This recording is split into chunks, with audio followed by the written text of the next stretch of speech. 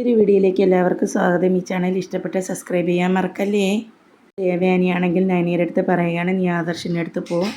ദേവയാനി നയനയുടെ അടുത്ത് പറയുകയാണ്, നിന്നെ കൊണ്ടുവന്നെങ്കിലും നിൻ്റെ അടുത്തുള്ള ദേഷ്യമൊന്നും എനിക്ക് ഇതുവരേക്കും മാറിയിട്ടില്ല. നീ ആദർശിൻ്റെ അടുത്ത് പോയി പറയേ, അവന് വേണ്ടി അവൻ്റെ അമ്മ നിൻ്റെ മുമ്പിൽ തല താഴ്ന്നിട്ടുണ്ട് എന്ന്. എന്നിട്ട് നയന കയറി പോകാൻ നിൽക്കുമ്പോൾ ജലജ പറയുകയാണ്, വലത് കാലൊക്കെ വെച്ച് കയറിപ്പോയെന്ന് കുത്തി പറയുന്നു. എന്നിട്ട് നയന പോയ സമയത്ത് ദേവയാനിയുടെ അടുത്ത് അനാമിക വന്നിട്ട് പറയുകയാണ്, ഞാൻ വന്ന സമയത്ത് തന്നെ വല്യമ്മ അവളെ ഇവിടെ വിളിച്ചുകൊണ്ട് വരേണ്ടിയിരുന്നില്ല എന്ന്, എനിക്ക് വളരെ വിഷമായിപ്പോയി എന്നൊക്കെ ദേവയാനിയുടെ അടുത്ത് അനാമിക പറയുകയാണ്. എന്നിട്ട് അനാമിക പറയുകയാണ്, ഞാൻ ചെറുതായിട്ട് നയനയെ ഒന്ന് തള്ളിയതിനാണ് നന്ദു എന്നെ മുഖത്തടിക്കുകയും നിലത്തിട്ട് ചവിട്ടുകയൊക്കെ ചെയ്തത്. അങ്ങനെ എന്നെ ചെയ്തവളെ ഒരു കാലത്തും ഞാൻ മറക്കത്തില്ല. എപ്പോഴും എൻ്റെ മനസ്സിൽ അത് ഓർമ്മയായിട്ട് എന്നെ കാണും. ജാനകി പറയുകയാണ്, ആ സമയത്ത് ഏട്ടത്തിയുടെ മരുമകൾ നയന ഇതെല്ലാം കണ്ട് ആസ്വദിച്ച് നിൽക്കുകയായിരുന്നു എന്ന്. അപ്പോൾ ദേവയാനി മനസ്സിൽ ഓർമ്മിക്കുകയാണ്, എനിക്ക് കരൾ തന്ന ആ നയനയെ പിടിച്ച് തള്ളിയത് അപ്പോൾ നന്ദു നോക്കിക്കൊണ്ട് നിൽക്കുമായിരുന്നു എന്ന്. നിലത്തിട്ട് ചവിട്ടുകയും കവിളത്ത് അടിക്കുകയും ചെയ്യാതെ പിന്നെ കെട്ടിപ്പിടിച്ച് ഉമ്മ വയ്ക്കുമായിരുന്നു എന്നൊക്കെ ദേവയാനി ഇങ്ങനെ മനസ്സിൽ ഓർമ്മിക്കുകയാണ്. അപ്പോൾ ദേവയാനി ഇതെല്ലാം കേട്ടോണ്ട് നിന്നിട്ട് പറയുകയാണ്, മോളെ, ഞാൻ അവളെ നയനയിഞ്ഞു വിട്ടു വിളിച്ചുകൊണ്ട് വന്നത് ആദർശിൻ്റെ ആരോഗ്യം മോശമായത് കൊണ്ടാണ് ഞാൻ അവളെ വിളിക്കാൻ പോയത്. ഇപ്പോൾ അവളെ വിളിച്ചുകൊണ്ട് വന്നതിൽ മോൾക്ക് വലിയ വിഷമമാണെങ്കിൽ വല്യമ്മ മാപ്പ് ചോദിക്കുന്നു എന്ന് പറഞ്ഞ് അനാമികയോട് മാപ്പൊക്കെ ദേവയാനി ചോദിക്കുകയാണ്. പിന്നീട് ആദർശ് ലാപ്പിൽ എന്തോന്നോ ചെയ്തുകൊണ്ടിരിക്കുമ്പോഴാണ് ഒരാൾ വന്നേ എന്നിങ്ങനെ പറയുന്നത്. അപ്പോൾ ആദർശാണെങ്കിൽ പുറത്തേക്ക് നോക്കുമ്പോൾ നയനയാണ് കാണുന്നത്. അപ്പോൾ അത്ഭുതത്തോടെ ആദർശ് നോക്കുകയാണ്. അപ്പോൾ ആദർശ് നയനയെ കാണുന്നു. ആദർശ് ചോദിക്കുകയാണ്, നയനെ നീ വന്നോ എന്ന്. അപ്പോൾ നീ എങ്ങനെയാണ് വന്നേ എന്നൊക്കെ ചോദിക്കുമ്പോൾ നയന പറയുകയാണ്, എന്നെ വിളിക്കേണ്ട ആൾ തന്നെ വിളിച്ചു, ഞാൻ വന്നു.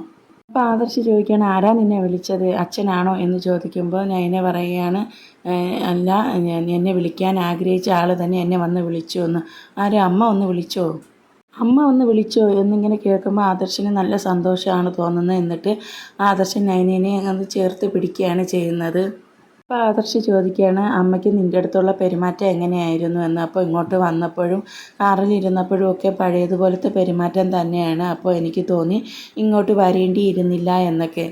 അപ്പോൾ ആദർശ് പറയുകയാണ്, എന്തായാലും അമ്മ നിന്നെ വന്ന് വിളിച്ചില്ല, അതുകൊണ്ട് നീ ഇവിടെ നിന്ന് പോകരുത്, നിന്നെ പോവാൻ ഞാനിനി സമ്മതിക്കുകയില്ല എന്ന്.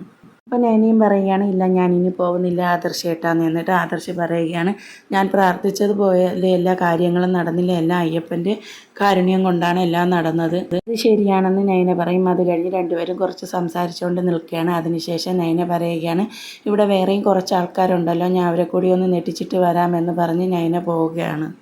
ആദർശിനാണെങ്കിലും വലിയ സന്തോഷമാണ് തോന്നുന്നത്. അതിനുശേഷം നയന മുത്തശ്ശനും മുത്തശ്ശിയുടെ അടുത്തേക്കാണ് ചെല്ലുന്നത്.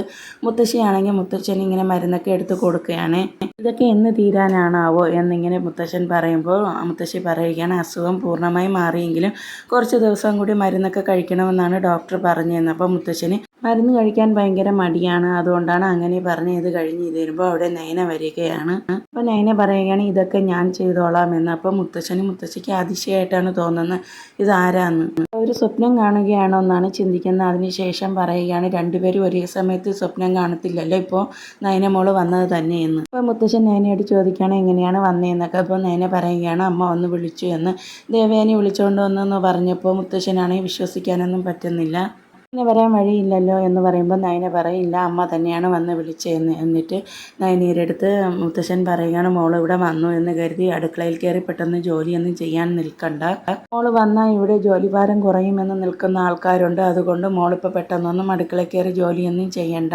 അപ്പോൾ നയന പറയുകയാണ്, എനിക്കിപ്പോൾ ആരോഗ്യ പ്രശ്നങ്ങളൊന്നുമില്ല, ഏത് ജോലിയും ചെയ്യാമെന്ന് പറയുമ്പോൾ മുത്തശ്ശൻ പറയുകയാണ്, അതൊന്നും വേണ്ട, നീ ജോലിയൊന്നും ചെയ്യണ്ടെന്നല്ലേ ഞാൻ പറഞ്ഞത്. മോളിനി തൻ്റെ ഇടത്തോടെ തന്നെ നിൽക്കണം, മോളുടെ അമ്മായിയമ്മയുടെ മുന്നിലായാലും തലകുനിച്ച് പാകത്തിന് നിന്നാൽ മതി എന്നൊക്കെ നല്ല തൻ്റെ ഇടത്തോടെ നിൽക്കണം. അപ്പുറം ഒന്നും വേണ്ടാന്ന് മുത്തശ്ശനാണെങ്കിൽ നയനെ ഒരുപാട് ഉപദേശിക്കുന്നുണ്ട്. എന്തായാലും ദേവയാനി വിളിച്ചുകൊണ്ട് വന്നുകൊണ്ട് വലിയ വഴക്കൊക്കെ ഒഴിവായല്ലോ എന്നുള്ള വലിയ സന്തോഷവും അവർക്കുണ്ട്. എന്നിട്ട് മുത്തശ്ശൻ പറയുകയാണ്, മോളെ ദേവയാനി വന്ന് വിളിച്ചില്ലെങ്കിലും ഞാൻ തന്നെ വന്ന് വിളിച്ചെങ്കിൽ മോളില്ലാത്തതുകൊണ്ട് ഇവിടെ ഭയങ്കര വിഷമമാണ്.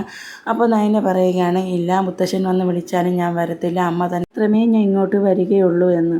മുത്തശ്ശൻ പറയുകയാണ്, മോളാണ് മറ്റുള്ളവരെക്കാൾ ഈ വീട്ടിൽ കഴിയാൻ കൂടുതൽ അർഹതയുള്ളത് എന്ന്. ഇത് കുറേ കാര്യങ്ങൾ മുത്തശ്ശൻ നയനയോട് പറയുകയാണ്. ഇത് കഴിഞ്ഞതിന് ശേഷം നയന പറയുകയാണ്, ഇവിടെ വന്നിട്ട് ഇത്രയും സമയമായിട്ടും ഞാൻ ചേച്ചീനെ കണ്ടിട്ടില്ല, ഞാൻ ചേച്ചീനെ ഒന്ന് കണ്ടിട്ട് വരട്ടെ എന്ന്. നയന അങ്ങനെ നബിയെ കാണാൻ വേണ്ടി പോവുകയാണ്. അതിനുശേഷം നയന വന്നതിൽ മുത്തച്ഛനും മുത്തശ്ശിക്കും വളരെ സന്തോഷമാണ്. അതിനുശേഷം മുത്തച്ഛനും മുത്തശ്ശിയും പറയുകയാണ്, എന്നാലും ദേവയാനി പോയി വിളിച്ചല്ലോ എന്നുള്ള കാര്യമൊക്കെ അങ്ങനെ പറഞ്ഞുകൊണ്ടിരിക്കുകയാണ്. ദേവയാനി നയനയെ പോയി വിളിക്കാൻ പോയുള്ള കാര്യമൊക്കെ അതിശയമായിട്ട് തോന്നുന്നു എന്നൊക്കെ മുത്തച്ഛനും മുത്തശ്ശിയും പറയുകയാണ്. അതിനുശേഷം ദേവയാനിയാണ് കാണിക്കുന്നത്. ദേവയാനി ബെഡ്റൂമിൽ നല്ലതുവണ്ണം ചിരിച്ച് സന്തോഷിച്ചാണ് ഇരിക്കുന്നത്. ആ സമയത്താണ് ആദർശ് അവിടേക്ക് വരുന്നത്. അപ്പോൾ ദേവയാനിയുടെ മുഖഭാവം മാറുന്നു. പഴയതുപോലെ ദേഷ്യം പോലെയൊക്കെ കാണിക്കുകയാണ്. ഇതിനെ കൊണ്ടുവന്നതിൽ സന്തോഷം പ്രകടിപ്പിക്കാൻ വേണ്ടിയാണ് ആദർശ് വന്നതിന് ശേഷം ദേവയാനിയുടെ കൈയിലേക്ക് ഇങ്ങനെ പിടിക്കുകയാണ്. അപ്പോൾ ദേവയാനി ചോദിക്കുകയാണ്, നിനക്ക് എന്താടാ പറ്റിയെന്ന്. അപ്പോൾ നയനയെ കൊണ്ടുവന്നതിൽ ഇങ്ങനെ സ്നേഹപ്രകടനമൊക്കെ ആദർശ് അമ്മയുടെ അടുത്ത് കാണിക്കുകയാണ്. അപ്പോൾ ദേവയാനി പറയുകയാണ്, എനിക്ക് നിൻ്റെ ആരോഗ്യം നോക്കിയല്ലേ പറ്റുള്ളൂ, അതുകൊണ്ടാണ് ഞാൻ നയനയെ പോയി വിളിച്ചുകൊണ്ട് വന്നതെന്ന്. രാത്രി നീ ഉറക്കമില്ലാതെ തെക്ക് വടക്കായിട്ട് നടക്കുന്നതെല്ലാം ഞാൻ ശ്രദ്ധിക്കുന്നുണ്ടായിരുന്നു. അതുകൊണ്ട് മാത്രമാണ് ഞാൻ അവളെ പോയി വിളിച്ചുകൊണ്ട് വന്നതെന്ന്. ഇനി അവൾ പഴയതുപോലെ എൻ്റെ അടുത്ത് ഓരോ സ്വഭാവം എടുക്കാൻ വന്നാൽ ഞാൻ ഈ വീട്ടിൽ നിന്ന് അവളെ പുറത്താക്കും എന്നൊക്കെ ദേവയാനി പറയുന്നു. ഇവിടെ അടങ്ങി ഒതുങ്ങി കഴിയാൻ പറയുക അവളടുത്ത് എന്ന്. അപ്പോൾ ആദർശ് പറയുകയാണ്, ഇനി അവൾ ഒന്നിനും വരത്തില്ല അമ്മയുടെ അടുത്ത് ഒരു പ്രശ്നത്തിനും വരത്തില്ല. അവൾ അമ്മയുടെ കാര്യം നോക്കി അവൾ മര്യാദയ്ക്ക് ജീവിക്കും. അപ്പോൾ നിനക്ക് വളരെ സന്തോഷമായല്ലേ എന്ന് ഇങ്ങനെ ദേവയാനി ചോദിക്കണം. എന്നിട്ട് ദേവയാനി പറയുകയാണ്, എൻ്റെ കരൾ മാറ്റി വെച്ചതിന് ശേഷം നയനയുടെ അടുത്ത് നിനക്കും നിൻ്റെ മുത്തശ്ശനും നിൻ്റെ അച്ഛനും മുത്തശ്ശിക്കും ഒക്കെ ഭയങ്കര സ്നേഹം കൂടിയിട്ടുണ്ട്. ആദർശ് പറയുകയാണ്, അങ്ങനെ ഒന്നുമില്ല, എനിക്ക് അമ്മയ്ക്ക് മുകളിൽ മറ്റാരുമൊന്നുമില്ല എന്ന്. അപ്പോൾ ദേവയാനി പറയണേ, അങ്ങനെയൊന്നുമില്ല, എനിക്കറിയാം നിനക്കിപ്പോൾ ഏറ്റവും കൂടുതൽ സ്നേഹം നയനയുടെ ആണെന്ന് യാഥാർത്ഥ്യം മനസ്സിലാക്കി ഞാനിങ്ങനെ ഓരോ കാര്യങ്ങൾ ചെയ്തതെന്ന് ഇങ്ങനെ ദേവയാനി പറയുന്നുണ്ട്. അപ്പോൾ ഞാൻ അതൊക്കെ മനസ്സിലാക്കണമല്ലോ, അതുകൊണ്ടാണ് ഞാൻ അവളെ വിളിച്ചുകൊണ്ട് വന്നതെന്ന്. ആദർശ് പറയുകയാണ്, ഞാൻ മലയ്ക്ക് പോയ സമയത്ത് അമ്മയ്ക്ക് അവൾക്ക് വേണ്ടിയൊക്കെയാണ് പ്രാർത്ഥിച്ചതെന്ന്. അപ്പോൾ ദേവയാനി ചോദിക്കുന്നത്, എന്താ അവൾക്ക് വേണ്ടി അവൾക്ക് വേണ്ടി പ്രാർത്ഥിക്കാൻ വേണ്ടി അവൾക്ക് വല്ല അസുഖം ഉണ്ടോ എന്ന്. ആദർശ് പറയണേ, അവൾക്ക് അസുഖമൊന്നുമില്ല. അപ്പോൾ ദേവയാനി പറയുകയാണ്, അമ്മായിയമ്മയും മരുമകളുമായിട്ടുള്ള പ്രശ്നങ്ങളൊക്കെ മാറാൻ വേണ്ടിയായിരിക്കുമല്ലേ എന്ന്. പ്രാർത്ഥിച്ചെന്ന് പറയുമ്പോൾ ആദർശ് അതങ്ങ് സമ്മതിക്കുകയാണ്. എന്നിട്ട് ദേവയാനി പറയുകയാണ്, നീ വിചാരിച്ചതുപോലെയുള്ള കാര്യങ്ങളൊക്കെ ഇപ്പം നടന്നല്ലോ എന്ന്. എന്നിട്ട് ദേവയാനി പറയുകയാണ്, ഇനി നീ അവളടുത്ത് എൻ്റെ അടുത്ത് ഭരിക്കാനൊന്നും വരരുത് എന്ന്. അപ്പോൾ ആദർശ് പറയുകയാണ്, അമ്മയ്ക്ക് അവളെക്കുറിച്ച് മനസ്സിലാക്കാത്തതുകൊണ്ടാണ് അമ്മ ഇങ്ങനെയൊക്കെ പറയുന്നതെന്ന്.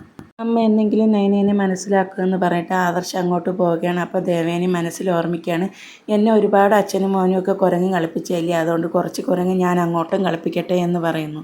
ശരിക്കും ഞാൻ നയനേനെ മനസ്സിലാക്കിയത് കൊണ്ടല്ലേ ഞാൻ അവളെ വിളിച്ചുകൊണ്ട് വന്നത്. ഇനി അവൾ എനിക്ക് മരുമകളല്ല, മകൾ തന്നെയാണ്. മകളെപ്പോലെ സ്നേഹിക്കും എന്നൊക്കെ ദേവയാനി ഇങ്ങനെ മനസ്സിൽ ഓർമ്മിച്ച് ചിന്തിച്ച് ചിരിക്കുകയാണ്. പിന്നീട് ജലജയാണെങ്കിൽ അബിയുടെ അടുത്ത് പോവുകയാണ്. അബിയുടെ അടുത്ത് പോയിട്ട് പറയുകയാണ്, നയന വന്നു എന്ന്. അപ്പോൾ അബി ചോദിക്കുകയാണ്, അമ്മായി അവളെ തിരിച്ച് വിളിക്കാതെ അവൾ എങ്ങനെ വരും. അപ്പോൾ ജലജ പറയുകയാണ്, അതിന് നിൻ്റെ അമ്മായി തന്നെയാണ് അവളെ വിളിക്കാൻ പോയത്, അവളെ വിളിച്ചുകൊണ്ട് വന്നതും എന്നൊക്കെ. എങ്ങനെ സംഭവിച്ചു എന്ന് അബി ചോദിക്കുമ്പോൾ ജലജ പറയുകയാണ്, ഇതിൻ്റെ പിന്നിൽ ആ കിളവനും കിളവിയായിരിക്കുമെന്ന്. അവരാണെങ്കിൽ ഇടയ്ക്കിടയ്ക്ക് പറഞ്ഞുകൊണ്ടിരുന്നില്ലേ നയനേനെ വിളിച്ചുകൊണ്ട് വരാനായിട്ട്. അവൾ തിരിച്ചു വന്നല്ലോ, ഇനി നമുക്ക് 3 മരുമക്കളും കൂടി അടികൂടുന്നത് കാണാം. ചേച്ചി അനിയത്തി ഒരു ഭാഗത്തും അനാമിക മറുഭാഗത്തും കൂടി കിടന്ന് അടികൂടുന്നത് നമുക്ക് കാണാം. അപ്പോൾ അബി പറയുകയാണ്, ഇടയ്ക്കിടയ്ക്ക് അനാമികയെ ചൂട് പിടിപ്പിച്ചുകൊണ്ടിരിക്കണമെന്ന്. അപ്പോൾ ജലജ പറയുകയാണ്, അവളെ ചൂട് പിടിപ്പിക്കാൻ പോയി നമ്മൾ തിളച്ച വെള്ളത്തിൽ വീഴാതിരുന്നാൽ മതി.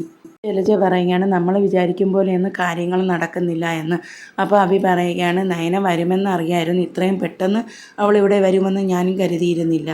അപ്പോൾ ജലജ പറയുകയാണ്, ഇനി എങ്ങനെയെങ്കിലും നയനേനെ ഇവിടെ നിന്ന് പുറത്താക്കണം, അല്ലാതെ നമ്മൾ വിചാരിക്കും പോലെ കാര്യങ്ങളൊന്നും നടക്കില്ല എന്ന് ഇങ്ങനെ പറഞ്ഞ് ദേഷ്യപ്പെട്ട് ജലജ അവിടെ നിന്ന് പോവുകയാണ്.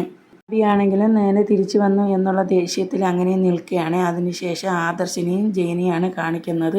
ആദർശിനും ജയനും ആണെങ്കിൽ ഭയങ്കര സംശയമാണ്. ദേവയാനി കരളി കൊടുത്ത കുട്ടിയുടെ പിന്നാലെ നടന്നതാണല്ലോ, ഇനി നയനയാണ് ദേവയാനിക്ക് കരൾ കൊടുത്തതെന്ന് അറിഞ്ഞോ എന്നുള്ളൊക്കെ സംശയമുണ്ട് ജയനും ആദർശിനും. സംസാരിച്ചുകൊണ്ട് നിൽക്കുകയാണ്. എന്നിട്ട് ആദർശ് പറയുകയാണ്, അങ്ങനെയാണെങ്കിൽ അമ്മ അറിഞ്ഞെങ്കിൽ അമ്മേനെ പറ്റിച്ചു എന്ന് പറഞ്ഞ് അമ്മയുടെ സ്വഭാവം ഇങ്ങനെയൊന്നും ആയിരിക്കില്ല എന്ന്.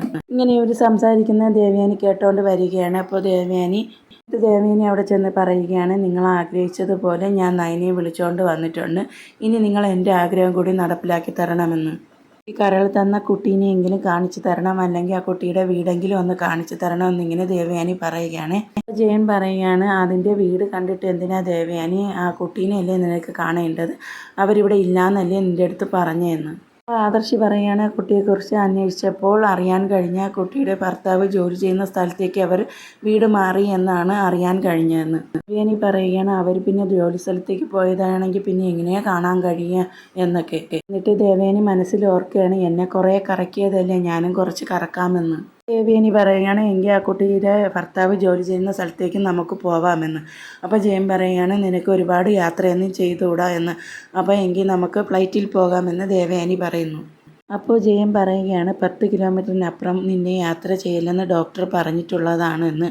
എന്തായാലും ഒരു ദിവസം നിനക്ക് കരൾ തന്ന കുട്ടീനെ കൊണ്ടുവന്ന് നിൻ്റെ അടുത്ത് നിർത്തും. അതുവരേക്ക് നീ ആ കുട്ടീനെക്കുറിച്ച് ഒരു കാര്യവും ചോദിക്കരുതെന്ന് ജയൻ പറയുകയാണ്.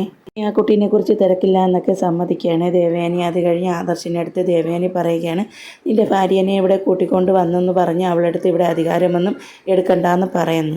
അല്ലെങ്കിൽ ഞാൻ തന്നെ അവളെ ഈ വീട്ടിൽ നിന്ന് പുറത്താക്കുമെന്നിങ്ങനെ ആദർശിൻ്റെ അടുത്ത് പറയുമ്പോൾ ആദർശ് സങ്കടത്തോടെ ദേവയാനിയെ നോക്കിക്കൊണ്ടാണ് ഇന്നത്തെ എപ്പിസോഡ് അവസാനിക്കുന്നത്.